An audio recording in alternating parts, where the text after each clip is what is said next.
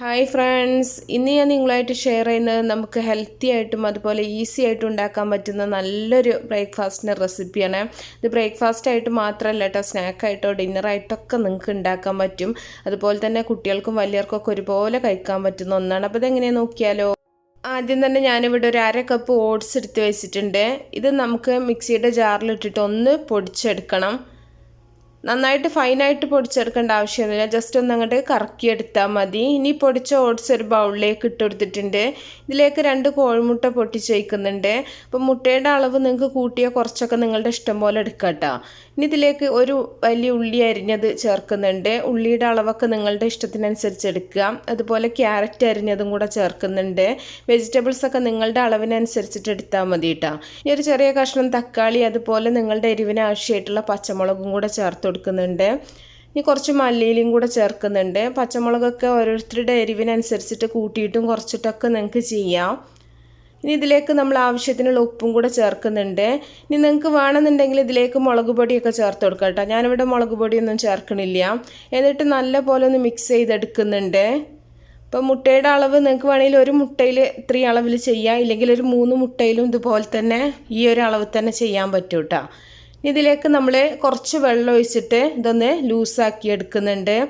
സാധാരണ നമ്മൾ ഓംലെറ്റിൻ്റെ ആ ഒരു കൺസിസ്റ്റൻസി കിട്ടാൻ വേണ്ടിയിട്ട് കുറച്ചും കൂടെ ഒന്ന് വെള്ളം ഒഴിച്ചിട്ട് നമുക്കിതൊന്ന് കലക്കിയെടുക്കാം. ഓട്സ് ആയത് കാരണം തന്നെ നമ്മൾ കലക്കിയെടുക്കുന്ന സമയത്ത് കുറച്ച് കുറുകിയിട്ടാവും വരിക. അപ്പോൾ ആ ഒരു ഇതൊന്ന് ലൂസാക്കി എടുക്കാൻ വേണ്ടിയിട്ട് കുറച്ചുകൂടെ ഒന്ന് വെള്ളം ഒഴിച്ചിട്ടൊന്ന് മിക്സ് ചെയ്തെടുക്കുന്നുണ്ട്. ഉപ്പൊക്കെ കറക്റ്റാണോ നോക്കുക.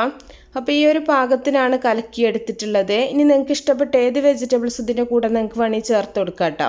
ഇനി നമ്മൾ സാധാരണ ഓംലെറ്റ് ഉണ്ടാക്കുന്ന പോലെ തന്നെ ഒരു പാൻ അടുപ്പത്ത് വെച്ചിട്ട് കുറച്ച് ഓയിൽ ഒഴിക്കുന്നുണ്ട്. ഓയിലോ വെളിച്ചെണ്ണ നിങ്ങളുടെ ഇഷ്ടം പോലെ എടുക്കുക.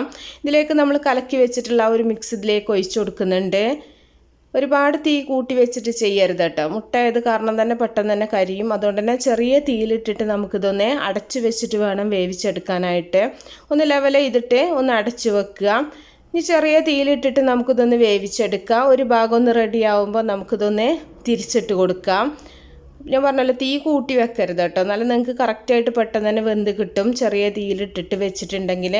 ഇനി മറ്റേ ഭാഗം കൂടെ റെഡി ആവോളം നമുക്ക് ഒന്നുകൂടെ ഒന്ന് അടച്ച് വെക്കാം. എന്നിട്ട് തുറന്നതിന് ശേഷം നമുക്കിത് കഷ്ണങ്ങളാക്കിയിട്ടോ അല്ലെങ്കിൽ മുഴുവനായിട്ടോ എങ്ങനെ വേണമെങ്കിലും സെർവ് ചെയ്യാം.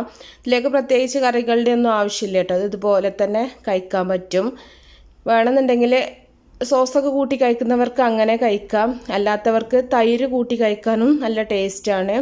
ഉപ്പിട്ടിട്ട് തൈരിൽ വേറെ ഒന്നും ചേർക്കേണ്ട ആവശ്യമില്ല, വെജിറ്റബിൾസൊക്കെ ഇതിലുണ്ടല്ലോ. അപ്പോൾ തൈര് കൂട്ടി കഴിക്കുകയാണെങ്കിൽ അങ്ങനെ കഴിക്കുക. അപ്പോൾ കറികളൊന്നും ഇല്ലാണ്ട് വളരെ എളുപ്പത്തിൽ ചെയ്യാൻ പറ്റുന്ന, അതുപോലെ നല്ല ഹെൽത്തി ആയിട്ടുള്ളൊരു ബ്രേക്ക്ഫാസ്റ്റാണ് ഇത്. തടി കുറക്കാൻ ഉദ്ദേശിക്കുന്നവർക്കും അതുപോലെ തന്നെ ഷുഗർ പേഷ്യൻസിനൊക്കെ കഴിക്കാൻ പറ്റുന്ന നല്ലൊരു ബ്രേക്ക്ഫാസ്റ്റാണ് കേട്ടോ. അപ്പോൾ എല്ലാവരും ഒന്ന് ട്രൈ ചെയ്ത് നോക്കുക. ഇഷ്ടപ്പെട്ടാൽ ലൈക്ക് ചെയ്യുക, അതുപോലെ ഷെയർ ചെയ്യുക. അപ്പോൾ നല്ല ഈസിയും ടേസ്റ്റി ആയിട്ടുള്ള റെസിപ്പികളൊക്കെ ആയിട്ട് അടുത്തൊരു വീഡിയോയിൽ കാണാം. ഓക്കേ.